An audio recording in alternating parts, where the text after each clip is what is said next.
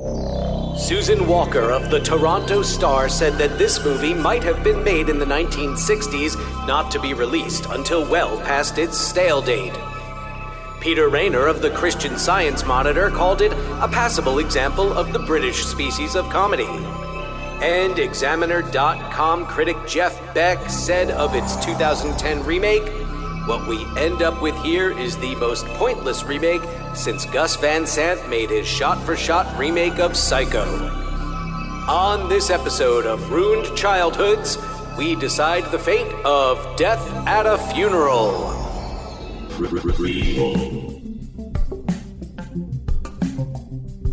Sequel. Reboot. Which one will it be?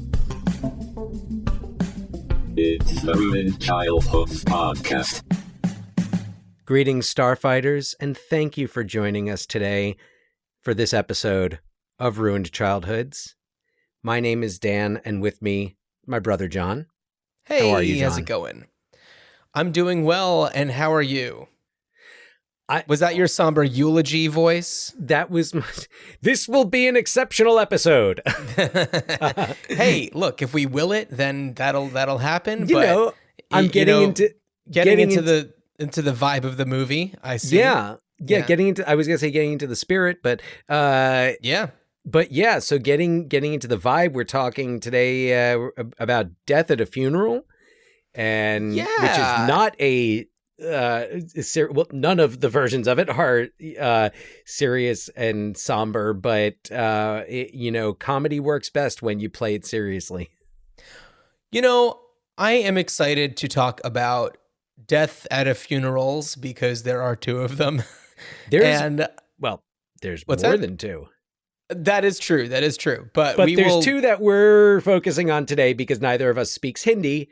Right, exactly. In order to understand. And yeah, I'm not sure if the Hindi remake is Daddy Cool is streaming anywhere. So, but yeah, we're talking about Death at a Funeral today, and we'll get into that. But first. Yeah, well, first, we are recording this on May 26th, and today is the day that we found out that Ray Liotta passed away. Ray Liotta of Goodfellas, most notably Field of Dreams, Dominic and Eugene, Karina, The Many Saints of Newark.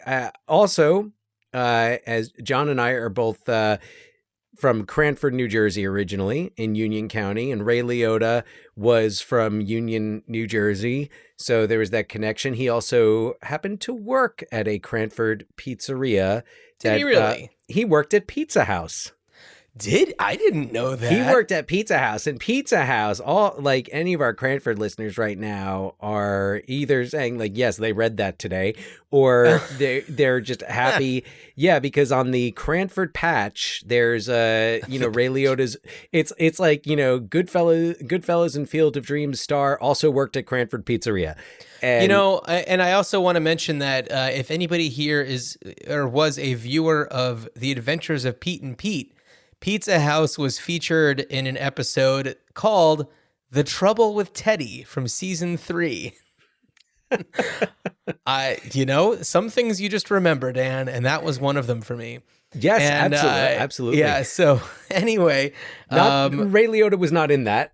But Ray Liotta. No, but that is the pizzeria in which he worked.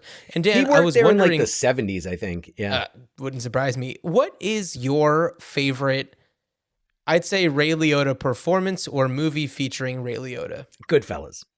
Okay.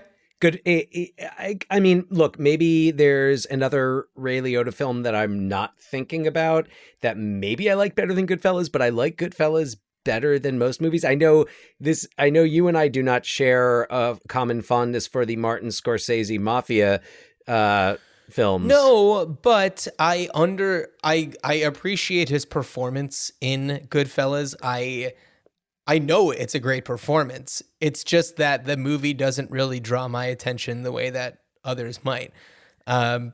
I went to get a drink once with my buddy Caesar. Hey Caesar, hope you're listening. Oh, And, past guest. Scarface. went to Scarface and Zorro. And Zorro, right. Yeah, a two-time guest.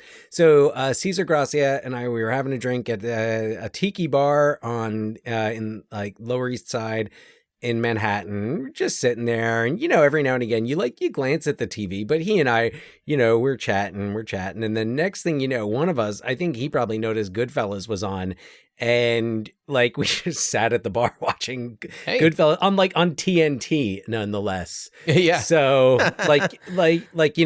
oh, you had a bad week, flip you, pay me. Well, I believe that it's the Mr. Show sketch.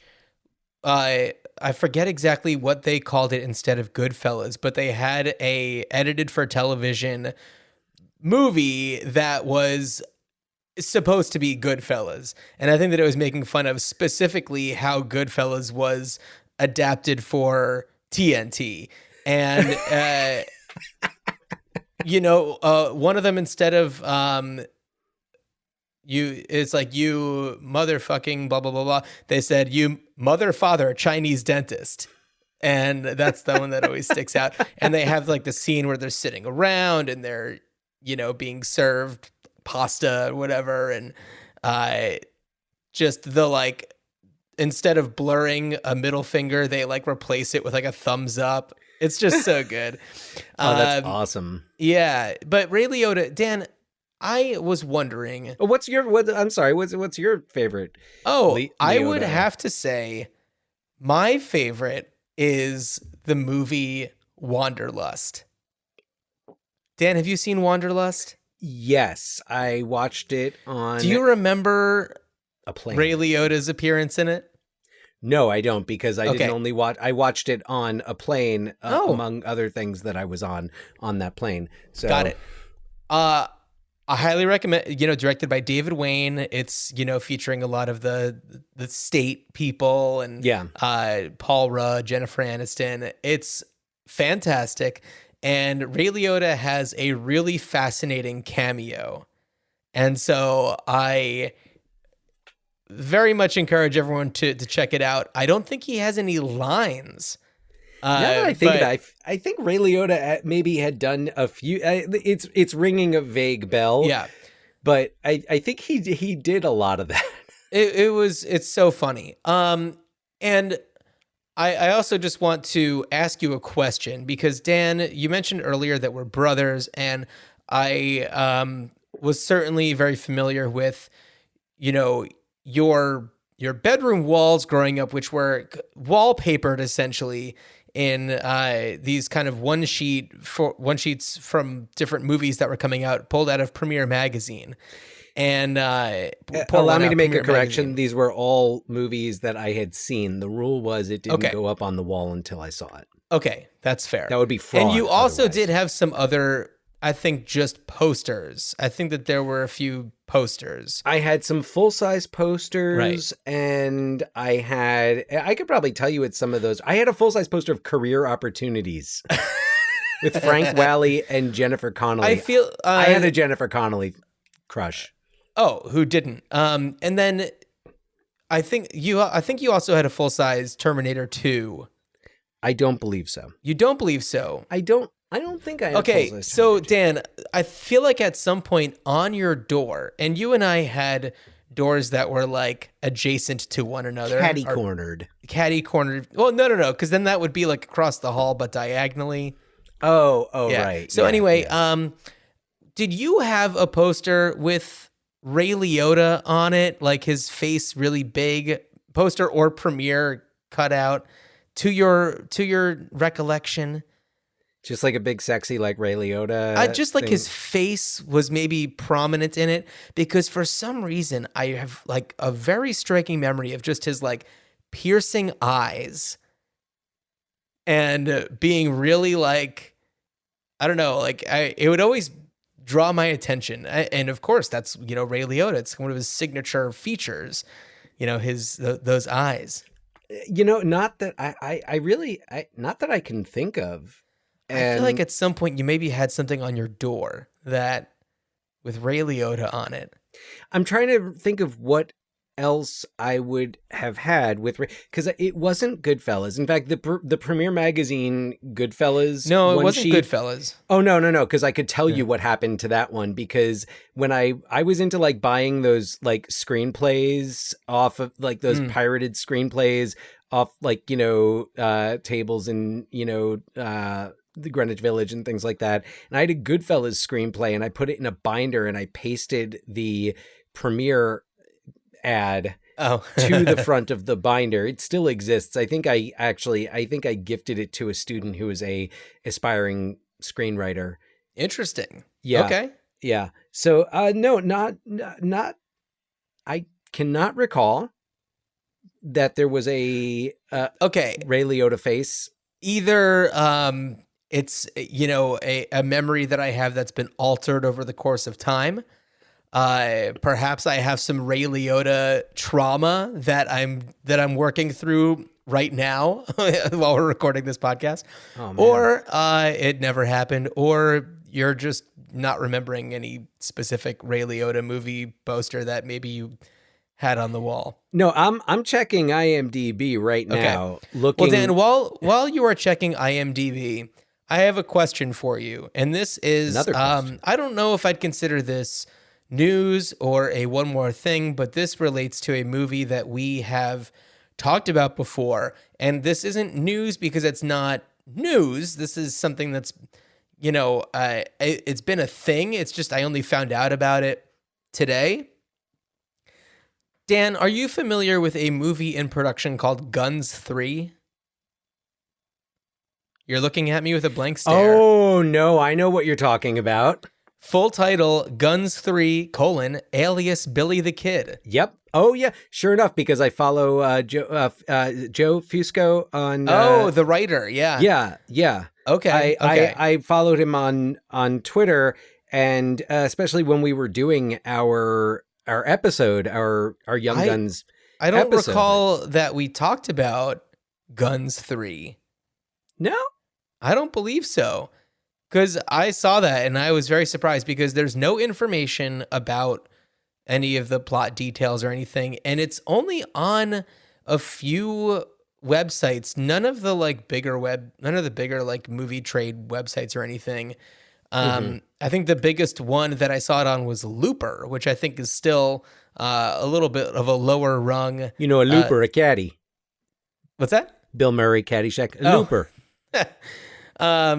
So I saw it somewhere on Instagram, and then I dug a little bit further, and the only cast that it says is Christian Slater, Lou Diamond Phillips, and Emilio Estevez, who is also a co-writer and director. So very curious to see what happens. I love that it's just called Guns 3 because he's just like, well, we're not young. Right. No one's young in this. You can't call them old. Just guns. John, if I may for a moment, Yeah. take a couple of steps back here Sure. to the Ray Liotta poster Please. question. I actually think I might have some answers here. Ooh. And I don't recall if I had a full-sized poster. Tell me what it is, and I'm going to look it up and see if it's the one. Check out Unlawful Entry. Actually, if you go on IMDb and you look at Ray Liotta on IMDb. I prefer not to go on IMDb because it's very bloated. Okay, so anyway, I'm just saying I don't remember. Because Article 99 and Unlawful Entry are next to each other in his filmography, and I think I at least had the premiere ads for both of those Article films. 99. Article 99, I mean, I haven't seen it in a long time, but that was a good movie about they're working in a VA hospital. It's Kiefer Sutherland and Ray Liotta. I don't think it's either of these because I remember it really just being Ray Liotta's face. But if you look at the poster for Unlawful Entry, so you got like Kurt Russell and Madeline Stowe on the bottom left, but like behind them is just big Ray Liotta's face with his eyes. It might have been that. It might have been Unlawful Entry. Which would have been a funny thing to put on your door. Which actually might have occurred to me at the time, so maybe I did. If I had a full-size poster of that, it would have been like I went to Blockbuster and was like, "Oh, can I have that when you're ready to throw it out?" And I'm also looking at different versions of it, and I'm just gonna put this one up to the camera here so you can see. Yeah, that's the one I'm talking about. Yeah, okay, because some of Or the other similar ones, to the other one, the one that I was thinking of has like the orange font. yeah, Anyway. yeah. So I think it's definitely, it's unlawful entry. Okay. Yeah, it was that. Okay, I'm glad we solved that problem. But Yeah. other great Ray Liotta performances. Before we move on, as I'm scrolling through, and I can't believe I forgot about Copland. Oh, Great movie, 1997. Copland. well, and I want to say it's possible the only Ray Liotta movie that we've talked about is Hannibal. Yeah, it looks that way. Yeah, Hannibal. We talked about. He has quite the climactic scene in that movie. Yeah, there's an unlawful entry into his skull. Yeah. Now I kind of want to watch Unlawful Entry. That looks like a good movie. I don't think I've ever seen it. I mean, I remember it being a really good thriller. It's like Kurt Russell and Madeline Stowe. There's like a break-in at their house, and Ray Liotta's like the cop, but then he like gets obsessed. Interesting. Yeah, it was like a really good like early 90s adult thriller. Those 90s thrillers, man, they just hit different. It's like 1992, like the unlawful entry, single white female, whole all those movies. But oh yeah, you know what movie, when you mentioned the cameo, he does a great cameo in Date Night with Steve Carell and Tina Fey. Does he really? He's got a funny cameo in that. I know that they are not the same movie, but they have similar names. I rewatched the movie Game Night last night. I saw that it was on sale on iTunes, so I purchased it because it's not streaming anywhere on any of the services really. And I was like, that's a movie that I just like to watch. And it is so damn funny. It's a cleanser. It's a good cleanser. So it's a good. I mean, we're recording this, during the week. There's terrible, tragic shooting in Texas this week. And I think that, have those Game Night is one of those movies that you want to have on hand for when you need that, when the world is just so tragic and you need something to it didn't happen, but I almost put on The Big Lebowski at some point yesterday, because that's kind of my go-to for when I'm like, I need something that's going to make me smile, and Big Lebowski does it every time. Yeah. There's just something about Game Night where I don't know, it's just a very well-balanced movie, and the comedy in it is so specific and bizarre, and like Jesse Plemons delivering as always, and Jason Bateman in a really funny Jason Bateman-y role. I feel like there's so many great Jason Bateman performances where he's not able to kind of flex that muscle in the same way. And then Rachel McAdams just being completely perfect with some of her line deliveries. It's a good movie. Beautiful. It made me think of Jason Bateman in Bad Words. I like that movie. Which he directed. That was funny. Yeah, so talking about good movies, let's talk about Death at a Funeral. Okay, let's talk about Death at a Funeral. I'm going to start off with just a synopsis because it's really a 2-sentence synopsis. Because this is one where, first of all, we are talking, I feel, equally about the 2007 and the 2010 versions. Because they're so close together that it's hard to really call it a remake instead of just like another attempt. I actually feel like it's almost like the most remakey remake there could be, because it's like it's the same screenwriter and right. No. I feel like copy it's just paste. But the thing is, I feel like it's just other people doing the same thing. So it's almost like the originating cast of Book of Mormon, and then like a few years later when there's like a cast rotation and maybe there's been a few tweaks, it's not a remake, it's still the same thing, but it's just slightly different. Yeah. I mean, look, of course we're gonna discuss that because the proximity of the remake, 2010, based on a 2007 original, the proximity of the remake, the like, not like more than similarities, just the sameness Yeah. of them. But also, I feel differently about them, and we will get to that. For sure. So my synopsis is: a family at odds comes together at the funeral of an exceptional man. His oldest son tries to keep things together while dealing with a famous but cheap brother, a cousin whose fiance is on hallucinogens, and a man claiming to be his father's secret lover. That is my synopsis, Dan. So I feel like, you're shrugging and smiling. There's not much more to say. There's not much more to say without either giving things away or just like getting too in the weeds. Yeah.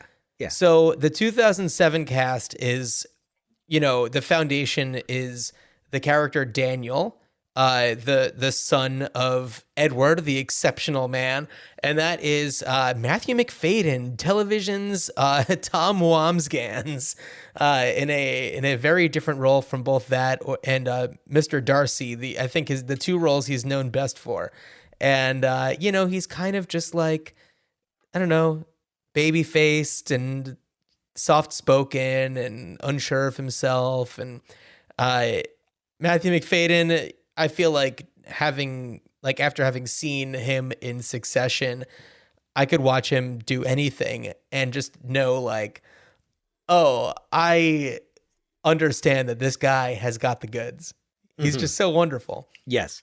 Also in the cast is Rupert Graves as his brother.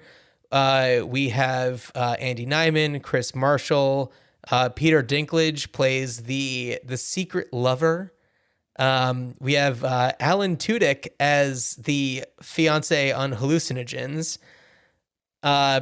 which is always great to see Alan Tudyk. He's amazing. Yeah. Well, I want to. We'll get through this, and then I have so much more to say about some of these performances, especially his. Yeah, we have Daisy Donovan as his fiance, Ewan Bremner, Peter Vaughn, who is the elderly and curmudgeonly Uncle Alfie. Who else do we have? Jane Asher, Peter Egan. Yeah. It's a lot of actors that are more known to British audiences. Your crossovers for American audiences, Peter Dinklage and Alan Tudyk, of course, who are both American. Yeah. And Ewan Bremner, who audiences would remember most likely from Trainspotting. I mean, he's done more than Trainspotting, but to me, he'll always be Spud from Trainspotting. He's absolutely yes. Yeah. Yeah, no, there's a lot of people he'd be like, I've seen, like, I feel like Rupert Graves is one where you're just like, I've seen him in a ton of things, but I had just recently watched The Madness of King George, which he's in. So I was glad I had some reference, because he definitely would have been one of those like, where have I seen him before? Right. Yeah. I know I've seen his name in credits before. Yeah. Yeah, for sure. And just to kind of give the 2010 parallel, so in the Matthew McFadden role, the names are different. So in the Matthew McFadden role, we have Chris Rock, who I felt was really good. I really liked him in it. I thought he was great. The Uncle Alfie version in this one is Uncle Russell. That's played by Danny Glover. Uncle Albert. Uncle Russell's the other one. Uncle Russell's Zoe Saldana's father. I thought I said Uncle Alfie.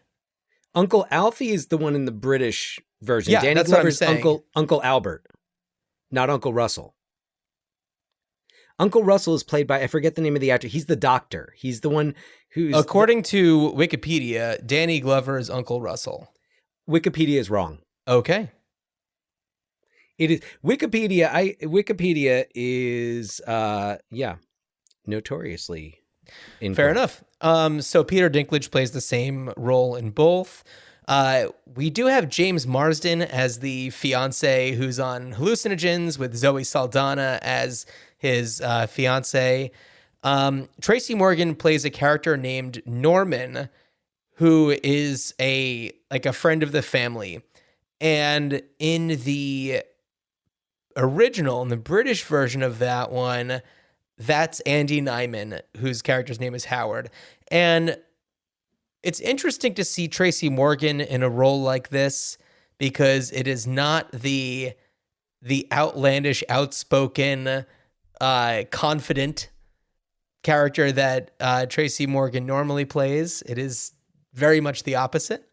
So, I mean, outlandish, sure, but circumstantially outlandish. I Right? have my feelings. You have your feelings, and then we have Martin Lawrence, who plays Ryan, who's the brother, the one who's the novelist. And I'm sorry, I got myself mixed up. Danny Glover did play Uncle Russell. I'm gonna blame lack of sleep. You are so sure of yourself, and I you was- besmirched the good name of Wikipedia. Did I ever tell you what I did to show my students that Wikipedia is not reliable? What'd you do? I created a 5-minute video during which I created a Wikipedia account, went onto our high school's Wikipedia page, and added bullshit. Okay. It still is there today. That's why kids come to our school expecting there to be a secret pool on the roof and that you can only open the gate with a key made from a wildcat bone. Wildcat is our mascot. Gotcha. Yeah. And also in the 2010 version, we do have Keith David as the Reverend, the impatient Reverend, and we also have Luke Wilson, who's the Spud. Yeah. Yeah, and then we have Kevin Hart as the person who comes to deliver the casket at the beginning. It's like the funeral director. Director, yeah. And, this is 2010, so this is still early in the, Kevin Hart mania. Or pre-Kevin Hart mania. Yeah. Yeah. It's kind of just like hey, this guy is really funny. How can we use him? It's like, I don't know, the guy who delivers the body? Yeah. Basically, yeah, that's kind of how I felt a lot of the casting was there. Right. So, Dan, tell me a little bit about your thoughts about these. Well, tell me what you thought about the 2007 version. Let's just start there. Okay. So I enjoyed it. I'm a fan of British comedy and I'm a fan of Frank Oz. Yeah, it's directed by Frank Oz. And I enjoyed it. I didn't love it. I don't think it's going to become my go-to, my game night, my Big Lebowski. Yeah. And I think what worked about it for me was that it was all of these things happening and the British, and you can tell these people are they have money. They're, maybe not like loaded. We're not talking Downton Abbey here, but although that would be hilarious if they did Death at a Funeral, Downton Abbey. If they're looking to round out that cinematic trilogy, there's your next remake. There we go. Episode over. No.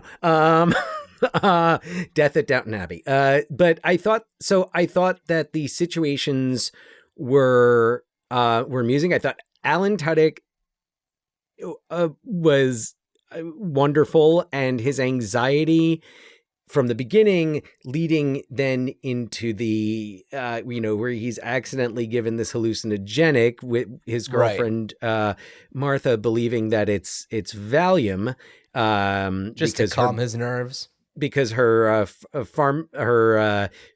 pharmaceutical student brother is concocting these crazy drugs and putting them in Valium bottles. But and I like that they kind of keep that up throughout it. Actually, I kind of do want to talk about it in comparison with the 2010. Yeah. So, and this is what I liked better about it. So first of all, I think Chris Rock does a really nice job as Aaron. And the tension is nice between he and Martin Lawrence, because Aaron in 2010, Daniel 2007 are these, aspiring writers who don't let anyone see their writing. and their brother is a like an author, but of like pop, more like, you know, pop, like Yeah. beach reads. And I thought that a lot of like the interactions, like there's one scene where Daniel and Robert are arguing. I think it was when they're when they're kind of letting it all out, and the one is like, well, you left, you took off, you're all in New York and you can't even give me the money and all that. And he's like, well, like, you don't let anybody see your writing. What's going to happen? Is it going to be published posthumously? And I thought that the British version, it played so, it felt so real. Yeah. Whereas in the 2010, it felt more like, oh, we're gonna have a Chris Rock, Martin Lawrence diss off here. I also am admittedly not a big Martin Lawrence fan. I really like many people in the cast.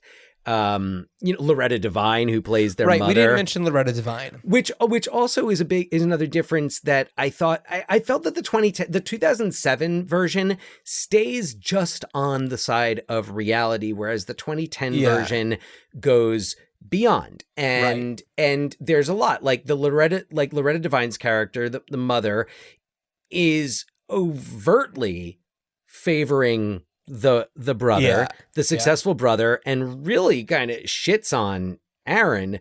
Whereas in the British one, the mother is definitely a part of the plot is that Daniel / Aaron is the older child. They're going to give the eulogy, but they're not the famous writer. So of course everybody is like, oh, I thought Robert was going to give. Oh, I thought Ryan was. Oh, that's too bad. And the 2010 version goes a lot further with that. And Loretta Devine is just like, she's abusive. She's like emotionally abusive. She's very over the top in her performance. And I feel like that style works in a lot of her other films. Yeah. But in this, it kind of just seems a little out of place. Right. It felt it didn't feel authentic, whereas in 2007 it felt authentic, and wasn't. There's more of a British passive aggression. Right. Yeah. Exactly. So I thought that worked well. I felt that, and I thought James Marsden did his best. He did his best. That's fine. But the whole, like, he just didn't come off. I think watching it after watching Alan Tudyk, I was like, I believe that guy, because he looks petrified. Like, James Marsden looks like he's having the time of his life. He's naked on the roof. He's being silly. He's being silly. It's very amusing, but I felt that the anxiety and that, like, I'm on really heavy drugs and I'm already an anxious person, but oh, look at this. I can let the spit come out of my mouth and then suck it back up. But you can, like, the look on his face while he's doing that even is he's amused, but he's also petrified. And that he doesn't lose that throughout. I thought, coming to the character of, in the British one, Howard, and in the American version, Norman, again, I bought it from it was Andy Nyman. Right. Yeah. The friend. So, we're talking about the Tracy Morgan. Tracy Morgan role. Yeah. Which, okay. So here's something has always bothered me with Tracy Morgan's performances. I would say maybe outside of some SNL, but even 30 Rock, which I love. I think with 30 Rock, it was more like Tina Fey found a way to make it work. And I want to be careful in how I say this. But, well, while you're thinking of a way to say it. No, I know how to say it. Okay. I'm just being cautious here. But a lot of times I want to see Tracy Morgan play a dramatic role, because every time I see Tracy Morgan, I'm not going to impersonate his voice. And Right. because it comes across as minstrelly. Mm-hmm. He reminds me of a character in a minstrel show. And it was uncomfortable in Death at a Funeral. And it was the scene when Uncle Russell, Danny Glover, is trying to get to use the bathroom in the study where they've got Peter Dinklage tied up and they think he's dead. And Tracy Morgan is behind the door and he's trying to, stall and cover, and he's making these big exaggerated footsteps and he's like, I'm coming. And I can't impersonate the voice. I feel wrong even thinking about it. If you go on YouTube and you look up old minstrel shows, or even like Amos and Andy, which basically comes from minstrel entertainment, I feel like that's what I'm watching when I watch Tracy Morgan. And I don't want to, because I feel like Tracy Morgan has more talent than that. That's kind of what he does when he says, like, 'cause I know you have to do. Yeah, here's my thoughts on Tracy Morgan. I appreciate who he is and his style for what it is. And I'm glad that it exists in this world, and I feel like he has a signature style. And it is entirely possible that some of that does come from, a lot of the, I guess, less than positive, it's portrayals. Yeah, caricatures. It's outdated stereotype. Right. Caricature. But what I will say is that I know from hearing interviews with him that he is a very authentic person, especially after his accident where he was hit by a truck. Right. And, he certainly has a really positive perspective on comedy.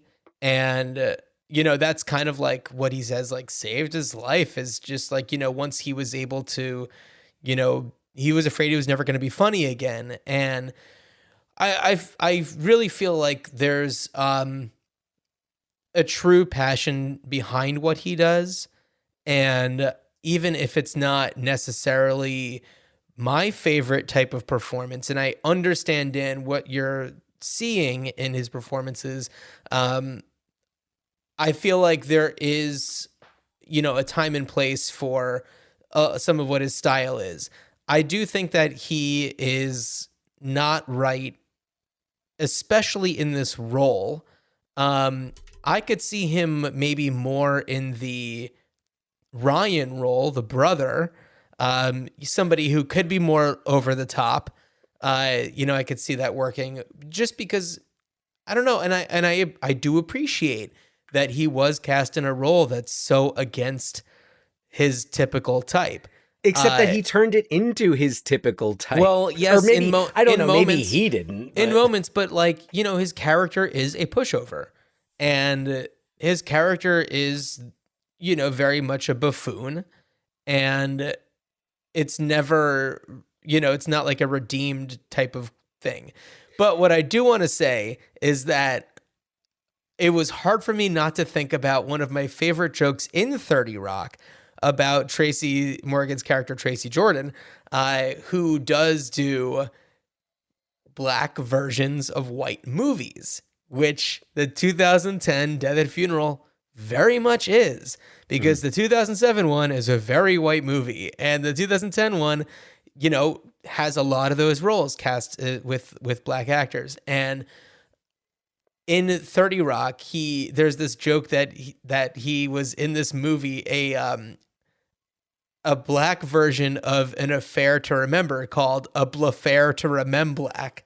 And I think it's the way that he says it on 30 Rock always makes me laugh. Just thinking about it makes me laugh. And it's just so funny because this is very much exactly what his character on 30 Rock would have been doing. Well, right.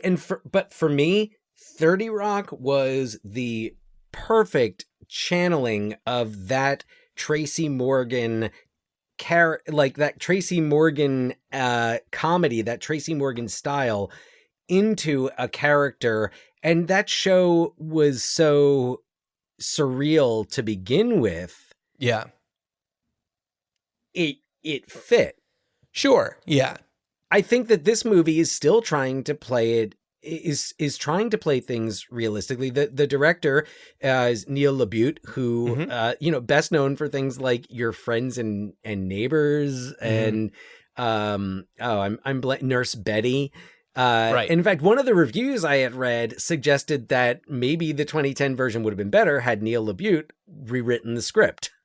I think that kind of going off of a different script would have been better. There were only like a few changes that, to them. And what's interesting is like some of the shots are identical. Like it's that much of a carbon copy.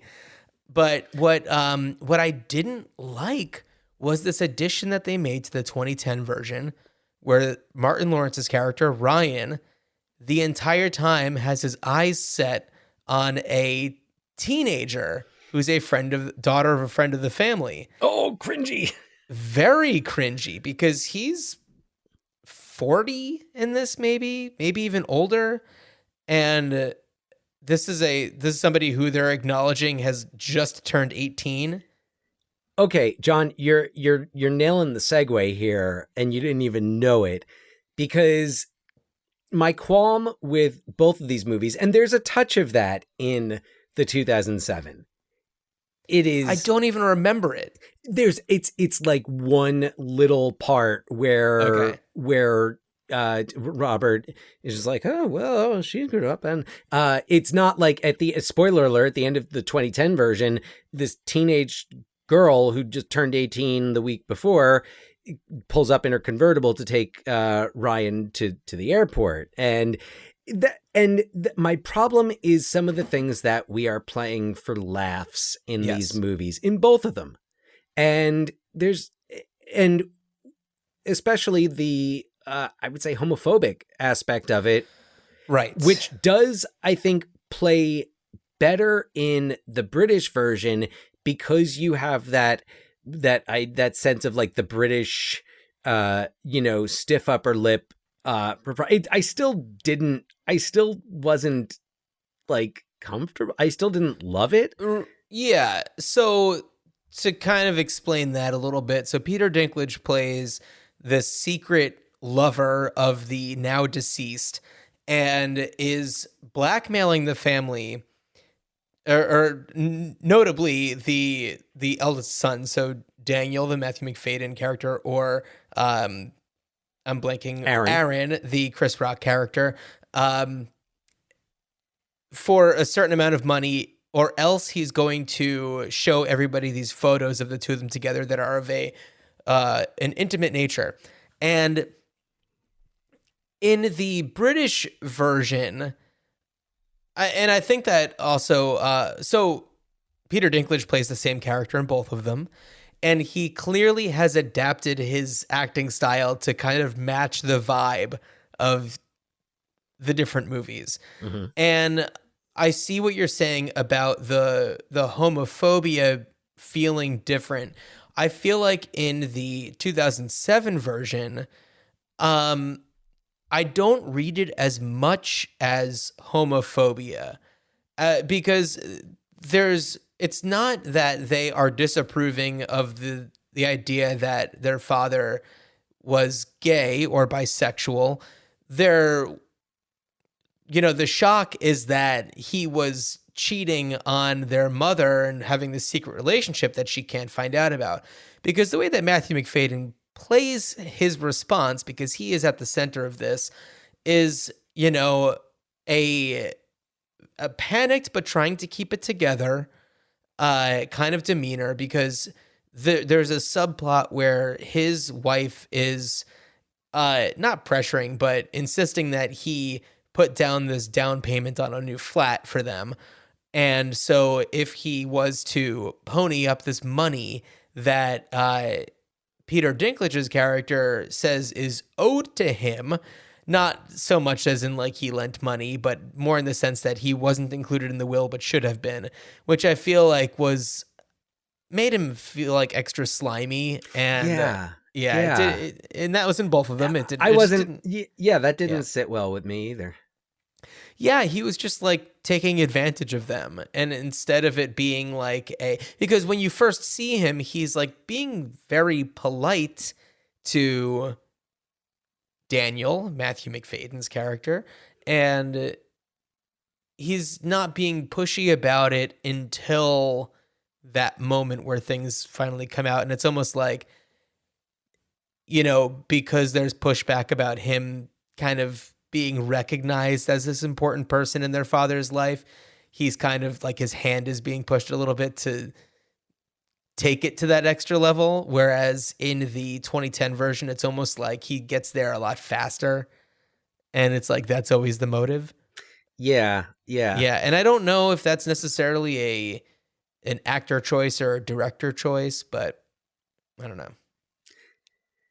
Yeah, so that was uncomfortable. I mean, there are a couple of jokes about his height, and the script was not originally written for that character to be played by and I'm forgetting what the technical term is. It for the type of dwarfism. A little person? Yeah, I don't. Is that okay now? Last I heard. Last you heard? Okay. But then they cast Peter Dinklage because he's awesome, and threw in a couple of things. So that that didn't bother me as much. But the whole, and in the 2010, you're right. I agree. There's more of the homophobic vibe in 2010, whereas in 2007, it's more of the shock of, oh, this like my father had a male lover on the side. What? It's almost like as if this day could get any worse. Right. And like the 2010 version, they play like the Dreamgirls thing. The video's like, here's us at the premiere of Dreamgirls, which was like, I chuckled, but it's also like, okay. All right. Well, that was an easy one for you. Yeah. So, I mean, ultimately, I think my biggest problem with both of these is the script. I think that the cast and directors do their best with it. Yeah. Especially in 2007. Yeah. But yeah, and I guess and another big change in the remake involves the character in the remake played by Luke Wilson, in the original played by Ewan Bremner. Right. Where he's this guy who in the 2007 version, like he had a one night stand with the Martha. And sure. And now he's like basically trying to hook up with her again. So he's coming to this funeral. And in the 2010, he's invited by her father. And Zoe Saldana plays her. The father wants her to be with him because he is, they do business deals together and stuff like that. Like he's more successful and more established. Yeah. And it was like there was more of a history between them in the 2010, whereas in the 2007, it was more of a, oh, your cousin Martha's going to be there. Oh, we had an awesome night 6 months ago or a year ago. I guess, yeah. Oh, let me see if we can make that happen again. And also the Ewan Bremner just being Ewan Bremner, again, it's more realistic. Yeah. He has a vibe to him. Yeah. Yeah, with Luke Wilson, I feel like it's so against type in a lot of ways that, he is, I totally see him as the, more like successful, better choice than the guy who's naked on the roof freaking out. But then when it gets to be to a point where it's like very assaulty, where he Oh, forces himself on Zoe Saldana. That thing's getting a little unsavory. After he chats with Uncle Russell, Yes. uh, and takes his advice, which I gotta say, I did enjoy Danny Glover in this. I thought Danny Glover had a lot of great lines. He, of course, busts out his "I'm too old for this shit." Yeah, I guess he's got to. Yeah, but I guess I always enjoy Danny Glover, but yeah. Oh, and then there's this whole thing where there's the feces humor in it, where the character Uncle Alfie, Uncle Russell, basically poops on Howard / Norman's. This is so confusing. It is so, and it's so much bigger in the where in it's the remake. Tracy Morgan. Yeah. Yeah. Whereas in the other one, like it played into the character of Howard's anxiety, and also he's going on about this patch on his hand the whole time, and then like he forgets about that after he gets shit on himself. Yeah. Right. So Dan, I feel like we're best to just move on and talk about what we would do with this movie. What do you think? Okay. All right. So I'll go ahead. So going into these movies, I hadn't seen them before, and knowing what I knew about them, my impression was that the remake would take the situation of this funeral gone wrong and take it out of the setting of that upper crust British culture and bring it to an set in America, African-American family. And like, I imagined almost like a soul food type movie where it's like, okay, so this is how this situation would go over with this culture Sure. because like, look, they're just like with My Big Fat Greek Wedding, like we can all enjoy them, but if you're Greek, you're going to appreciate that a hell of a lot more. So I thought, I was like, oh, this is a really interesting idea and concept to play with the idea of death and secrets and sibling rivalry, things that are, I would say, universally relatable. Maybe not the sibling rivalry part, but that's maybe not universally relatable, but I don't know, very relatable.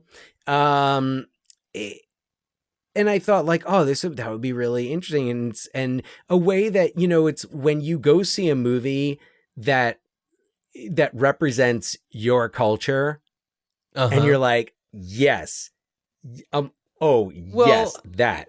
Right. And sorry to interrupt, but it's not that they didn't make it different enough. It almost looks like they shot it at the same exact location. Yeah. No, and it wasn't what I wanted. It wasn't what I wanted it to be, because I think I wanted something like more. I mean, I can't go ahead and call it like inauthentic, but why not take that idea and apply it in different, as was done in India with the Hindi version, which I didn't see it. Maybe it's again like word for word, shot for shot. Yeah. But my one idea, since that didn't happen, was like, okay, like, all right, yeah, I would, we grew up in a Jewish family, extended Jewish family, and we, certainly have a connection to I feel it's like any movie I think of about Jewish families, it's like Woody Allen is involved, and like, well, damn it, I'm not gonna watch his work anymore. I mean, there's Neil Simon, but Quick so yeah. sidebar. When I saw the news about Ray Liotta, I was like, "Oh, I'm curious to know if he was a sleaze or not." And of course, when I looked that up, I saw that he was like he's like a Woody Allen defender, and I was like, "Oh, all right. Well, I don't see any like Me Too dings or anything like that, but Yeah. yeah, Yeah. So my one idea is, why not actually adapt this idea, not just copy and paste and then make some changes, but why not actually, and actually have, writers and directors who have had those experiences, who are of those cultures, yeah, do it. I mean, like, look, the Safdie brothers are not necessarily known for comedy, but I would be like, their portrayal of of Judaism in at least in Uncut Gems, which so far is the only film of Yeah. theirs that I've seen. I need to make up, because Uncut Gems is excellent. yeah, But thinking about that, like, okay, so I would like to see Jewish writers and filmmakers do set in a Jewish family, and the same for other cultures as well. So there's that's kind of where I would go in terms of remakes. Now, what I think would work better would be a musical.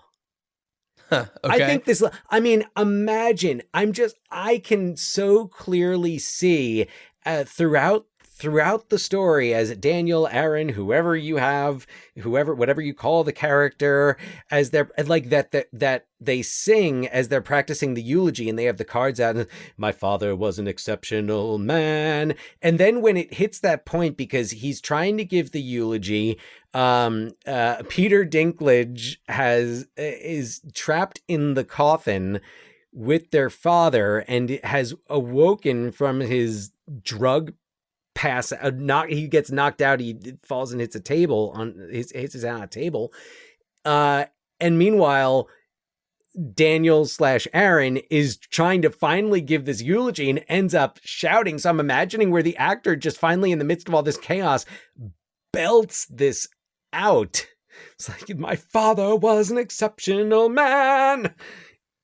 And there's so many other situations in this that I think lend themselves to musical comedy. A naked man on the roof. sure, I mean, there's going to be a song called "That's Not Valium." yeah. So I think it really would lend itself well to a musical, and I don't think you'd be limiting yourself necessarily to culture in that way, and you just tell the story and have some songs and make it a musical. All right, I see. Those are my, and that of course, and the the Downton Abbey. The Downton Abbey, yeah. That's a good one. Yeah, I don't know if I've mentioned. I think I have mentioned it before, but not in a while. But I'm a pretty big Downton Abbey fan. Have not seen the new movie. I do love, though, that in a cinematic world where basically we have franchises for the most part, aside from the few that break out. Everything everywhere all the time, and massive All at once. Thank you very much. Yes, The unbearable weight of massive talent. Yeah. Dan, I'm come on. riffing. I don't have these in front of me, but in a world of where everything is like special effects loaded franchises, that there's a Downton Abbey film franchise. There's an audience for everything. I love it. Downton Abbey's awesome. Downton Abbey, it's wildly successful, and they're finding new ways to tell these stories and to incorporate this family. And, it started off as this thing that's really about the divide between the upstairs and the downstairs and all that, and melding those worlds together, and it's kind of taken its own new direction. And you bring in A Death at a Funeral to Downton Abbey, and you've got a winner on your hands. Oh, I mean, just imagine what Maggie Smith would say. She'd come up with some amazing gems. So it couldn't be her funeral, is what I'm saying. No. I think it would be Carson. Or the head butler. Or it's somebody else, and they're all traveling to go to this relative's funeral. And oh yeah, they do. I think they're in the rather French than Riviera killing off a character. Oh yeah, no, it's another. Maybe it's just like some like side character who was in like one of the episodes. It's like it's like Paul Giamatti played the brother of really Elizabeth McGovern's character, because when. I think it was for one of the weddings where, Shirley MacLaine played her mother and Paul Giamatti played her brother, and they came for like one episode. My goodness. So maybe that's who it would be, is it Paul Giamatti? Sure. Who I love. He's great. So, John, what's your death at a funeral? Well, when I was watching these movies, I wanted to see if it was an adaptation from a play, because it felt very much like a stage play. It all takes place really at one location, with the exception of like the very beginning. But for the most part, it's really all just in different rooms in this one house.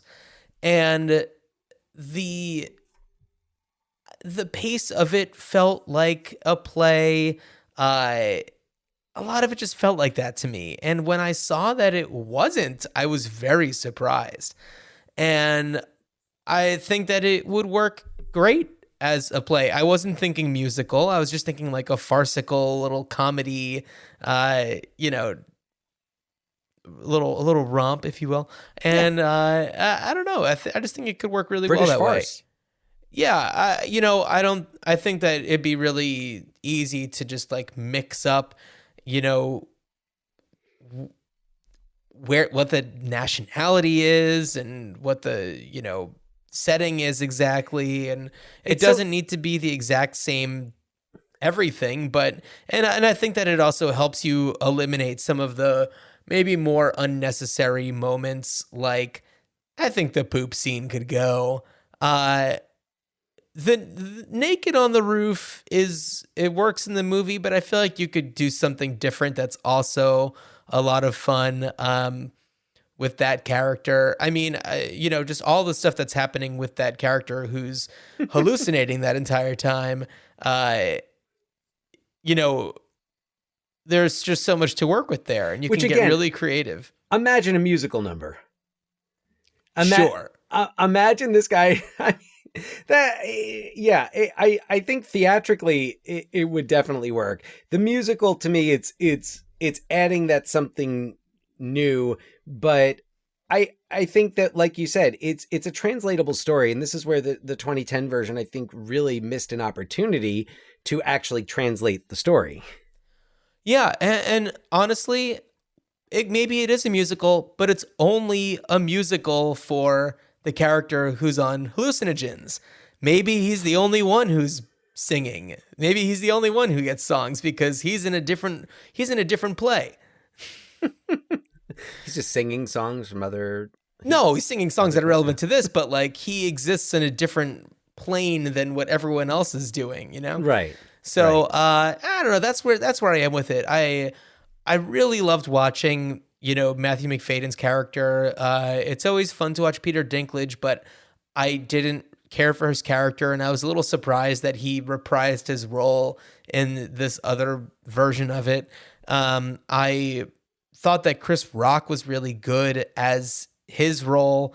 I liked seeing him be a little bit more subdued and just doing a little bit more like, it's not like acting, but it's doing something different than what he normally does. Well, I have to say, Chris Rock, if looking at the roles that he's done, especially on film, but also in shows like Fargo, Oh, yeah. Chris absolutely. Rock has done. Most of the Chris Rock roles I can think of, even the comedic ones, are more subdued. I think about Down to Earth. I was just thinking of that one too. Yeah. Head of State. I mean, where some Head of of State. some of the situations are a little outlandish, but I think Chris Rock always grounds his performances in reality. I think he's fantastic, and I feel like he's often underutilized. I mean, he definitely had, I think, in the early aughts, like a bigger boom, but Oh, well, between he had his show, like the absolutely. Chris Rock show is huge. Yeah, and everybody hates Chris. everybody, And then, oh yeah. but you mentioned Fargo. I mean, his role in Fargo was absolutely fantastic. He was so Yeah. good in that. Not that we ever talk about that show and how great it is, but No, man, we really should. Oh, you know who's in that? Great actor. Don't know if we've ever talked about it. Jesse Plemons is in a Jesse season of Plemons, that. Have you heard of him? he's really, he always delivers. When do we get a season 5 of Fargo? That's what I want to know. You know what? It'll come when it's meant to come. You're right. You're so right. So speaking about Jesse Plemons always delivering, I'd like to plug our T Public store, in which we have a shirt dedicated to, or not just a shirt, merch dedicated to Jesse Plemons. But a bunch of other things that are a lot of fun. Please check it out. We do have a link tree that includes that in our episode description. And we'd love for you to reach out to us, ruinchildhoodspod@gmail.com. We love to hear from you. We will certainly, read your emails on the show if we get any in. And Dan, is there anything you want to mention before we talk about what we're doing on the next episode? No, I'm excited to talk about what we're doing on the next episode. I am too. It's a favorite of mine. Is it a favorite of yours? It is a favorite of mine. Like it's one of those where it's not going to pop up on my like all-time top 10 list, but this is a movie that I've watched several times since I first saw it on VHS back in the 90s. And and it's one of those movies that I think even after the first time I saw it, I could come back at you with quotes and just describe my favorite scenes in it. So excited to talk about it next week. It's 1996's Flirting with Disaster, directed by David O. Russell, starring Ben Stiller, Patricia Arquette, Téa Leoni, Alan Alda, Lily Tomlin, Mary Tyler Moore, George Segal, David Patrick Kelly. Alan Alda, who is also fantastic in the aforementioned Wanderlust. Yes. And I also, we're talking a lot, during the months of May and June. We got Mother's Day and Father's Day, and, we're talking about family, movies that feature complicated family dynamics. And Flirting with Disaster, just to kind of tee it up a little bit, it is about this guy who's trying to track down his biological parents, and it is really astounding. And I'm excited to watch it again. It's been a long time since I've seen it. Absolutely. Well, and we'll be talking all about it on the next episode. Yep. Well, Dan, as you are, I don't think I have anything. As you are trying I'm to delivering the wrong body to a funeral. No. As you are trying to find a good parking space at the funeral, I wish you a good journey. Good journey.